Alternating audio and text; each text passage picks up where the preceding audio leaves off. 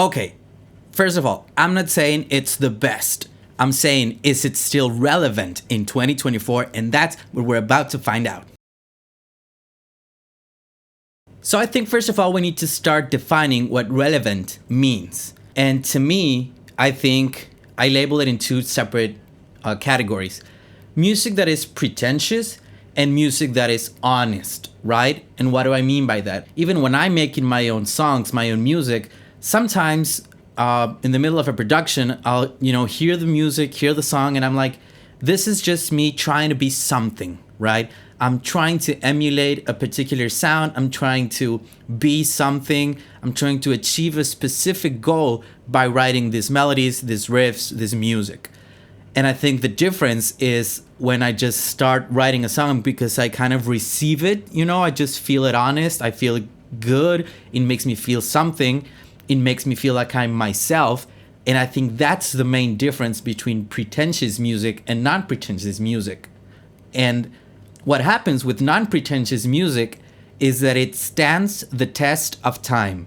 And I think that's what makes music relevant from many years ago.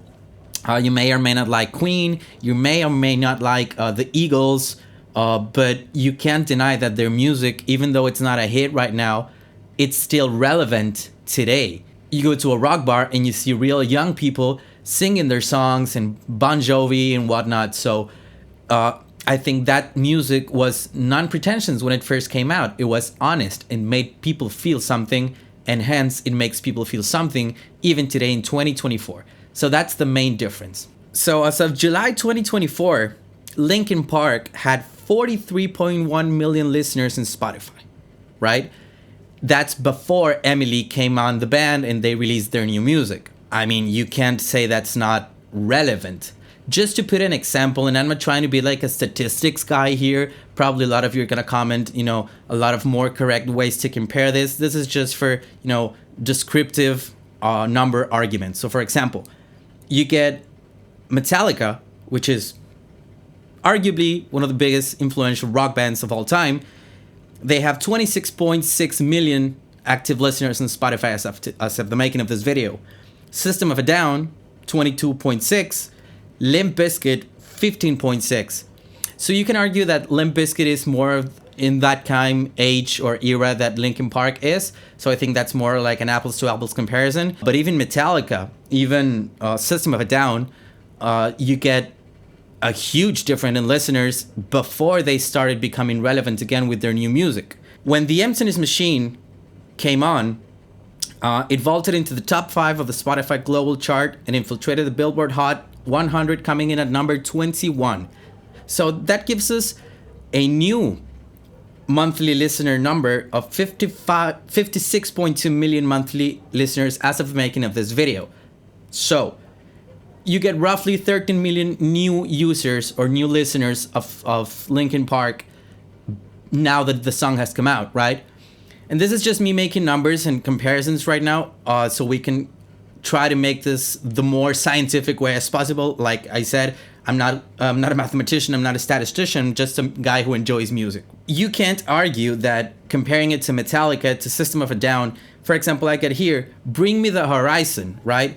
Even they, who are a much newer band, and you can argue that, Metallica didn't come up when Spotify was a thing. Well, Bring Me the Horizon did, and 14.5 million listeners as of today, right? So you can't say that Linkin Park, we haven't touched Hybrid Theory as of this point in the video right now, but Linkin Park as a whole was still relevant before they came out with their new music. 43.1 million monthly listeners. If you start looking for their most streamed songs, you could argue that, most of their songs that are going to be in the top 10 are going to be their oldest songs just because of the time that has passed. They have more time having been out there. But that's not necessarily true when you compare the fact that when Hybrid Theory first came out, Spotify wasn't a thing. We listened to music on discs. We bought the CDs and listened to it. So we're not going to really dive into the comparison of, comparing albums sold versus Spotify listens. You can't do that, right? So this, again, is just a metrics comparison. But, 4 of their most played songs, not the 10, but 4 of them are from Hybrid Theory. Number 1, and I think this is going to come as a surprise to nobody, In the End is their most played song with over 2.2 billion listens. One Step Closer comes in at number 6 of their top 10 at 800 million listens. Crawling comes in at number 8 with 647 million plays as of today. And Paper Cut has 500 million plays as of today. So, to answer the question, is Hybrid Theory still relevant in 2024? Again, we're going to come back to the beginning of the video where we mentioned something about music making you feel something and music being not pretentious and music that is honest, right? And I'd argue that yes. And you know why I think Hybrid Theory is still relevant to this day? Because it makes us feel something. You can listen to a bunch of music from a bunch of bands from their first album, and it's just gonna come across as, one hit single. And you're not gonna be listening to it right now.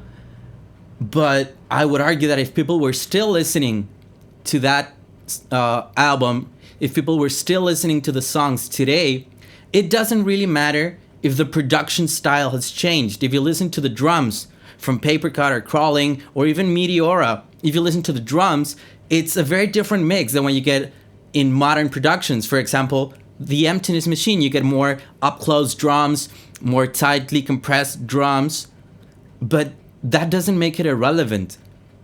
If you have been listening to Hybrid Theory this year before Emily came onto the band and they released their new music, then your answer is yes.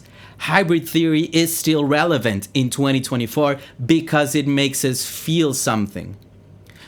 Whoever did listen to one of those tracks before knowing they were going to come around, just because they were a part of them, because they wanted to listen to their songs, and maybe what it made us feel was nostalgia, and that's okay. Maybe what it made you feel was something else every time you listened to Chester's vocals, and that's okay. What you need to define if it's relevant for you, whether it's in the nostalgic kind of way or whether it's in the I like this song, let me put it in a road trip, let me listen to it while I work out, let me listen to it as I sing along in my car. If you did that, then yes, the answer for you is Hybrid Theory is still relevant in 2024. What do you guys think? Is it relevant for you or is it not relevant for you? Let me know in the comments below.